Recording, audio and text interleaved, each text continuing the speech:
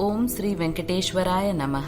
यह वीडियो उन सारे वेंकटेश्वर स्वामी भक्तों के लिए है जिन्हें बहुत सारा कंफ्यूजन है कि तिरुपति जाने के बाद कौन सा सीक्वेंस या कौन सा क्रम हमें दर्शन के लिए फॉलो करना चाहिए बालाजी भगवान को दर्शन करने से पहले। तो इस वीडियो के माध्यम से कंफ्यूजन दूर करने की कोशिश कर रहे हैं। बहुत सारे वेदों, शास्त्रों और पुराणों में अलग अलग तरह की बातें लिखी हुई हैं, लेकिन अगर हम वैष्णवीय शास्त्र के हिसाब से चलते हैं, क्योंकि भगवान वेंकटेश्वर स्वामी कलयुग में भगवान विष्णु के अवतार हैं, इसीलिए वैष्णव शास्त्र के अनुसार ही हमें आचरण करना चाहिए। दक्षिण भारत में यह मान्यता है भगवान विष्णु के दर्शन से पहले माँ लक्ष्मी के दर्शन होते हैं, इसीलिए भगवान बालाजी के दर्शन से पहले हमें माँ लक्ष्मी के दर्शन करना चाहिए। यहाँ माँ लक्ष्मी माँ पद्मावती के रूप में विराजित है।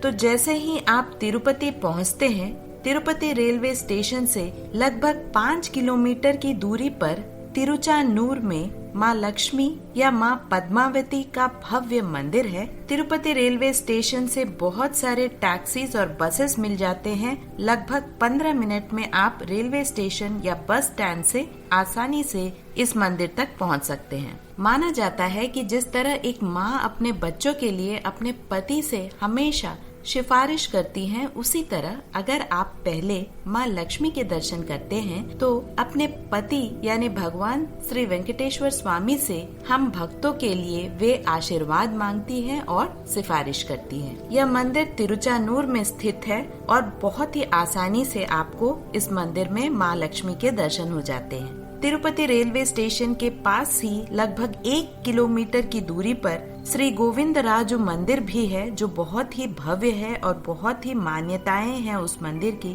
तो एक बार भगवान विष्णु को समर्पित इस मंदिर में दर्शन अवश्य कर लें। कुछ शास्त्रों के अनुसार श्री गोविंदराजु को भगवान वेंकटेश्वर स्वामी के बड़े भाई के रूप से भी पूजा जाता है। अगर किसी कारणवश आप माँ पद्मावती के दर्शन नहीं कर पाते तो निराश होने की कोई भी आवश्यकता नहीं है। ये सारी बातें परंपराओं के आधार पर है और कोई भी हार्ड एंड फास्ट रूल नहीं है। अगर हम माँ लक्ष्मी के दर्शन नहीं कर पाते हैं तो भगवान वेंकटेश्वर स्वामी के दर्शन करते समय आप अगर उनकी मूर्ति के ऊपर ध्यान दें तो माँ लक्ष्मी की छवि आपको दिखाई देगी। उनको नमन कर भगवान वेंकटेश्वर को भी आप पूज सकते हैं। यहाँ मैं बता दूं, माँ लक्ष्मी की छवि भगवान वेंकटेश्वर स्वामी के कानों के बहुत ही नजदीक होती है, इसीलिए माना जाता है कि माँ लक्ष्मी अपने भक्तों की जानकारी भगवान बालाजी को देती हैं। इसीलिए माँ लक्ष्मी को नमन करके उसके बाद भगवान वेंकटेश्वर स्वामी को नमन करें। माँ लक्ष्मी का भगवान वेंकटेश्वर स्वामी के जीवन में एक बहुत ही बड़ा स्थान है, इसीलिए वे हमेशा अपनी पत्नी का आदर करते हैं और उनके सिफारिश और उनके शब्दों का मान करते हैं। तो पहला था माँ पद्मावती, उनके बाद श्री गोविंदराज मंदिर, उसके बाद तिरुमला में आपको स्वामी पुष्करिणी तीर्थ में स्नान करना चाहिए। अगर स्नान नहीं भी कर पाए तो थोड़ा सा जल आप अपने माथे पर छिड़क सकते हैं। स्वामी पुष्करिणी नदी तिरुमला मंदिर से लगभग 2 किलोमीटर की दूरी पर है। आप अपने दर्शन स्लॉट को ध्यान में रखकर स्नान पहले दिन भी कर सकते हैं। अब चलते हैं अगले क्रम की ओर। यह दर्शन बिल्कुल अनिवार्य यानी कंपलसरी है, जो बहुत कम लोगों को पता है। हमें जो अगला क्रम फॉलो करना है वो है श्री आदि वराह स्वामी के दर्शन की। श्री आदि वराह स्वामी जो भगवान विष्णु के ही अवतार है, उनके दर्शन हमें अगले क्रम में करना चाहिए। दरअसल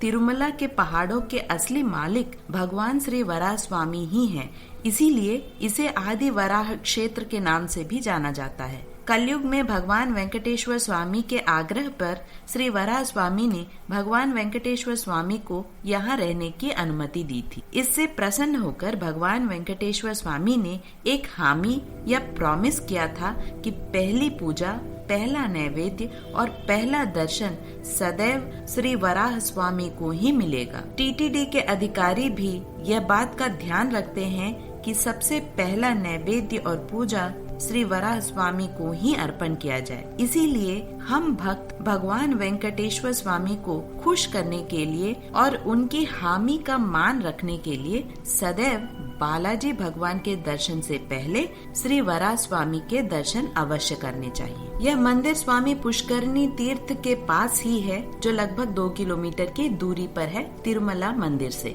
इस मंदिर में ज्यादा रश नहीं रहता। अगर किसी कारणवश मंदिर के अंदर आप नहीं जा सकते तो मंदिर के बाहर से भी आप भगवान वराह स्वामी को नमन जरूर करें। अगर फिर भी पॉसिबल नहीं है तो तिरुमला मंदिर के अंदर भी एक स्तंभ है जहां पर आपको भगवान वराह स्वामी की छवि मिलती है।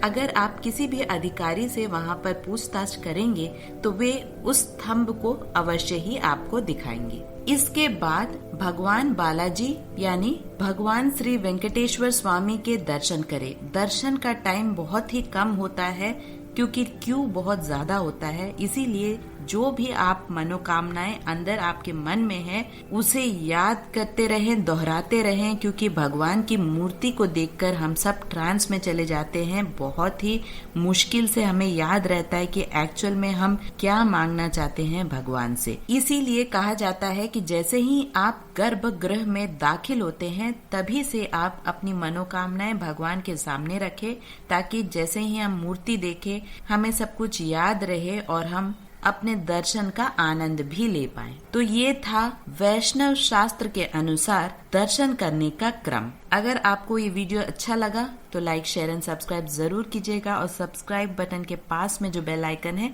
उसे दबाना ना भूले, ताकि हमारे हर वीडियो की नोटिफिकेशन आप तक पहुंचते रहे।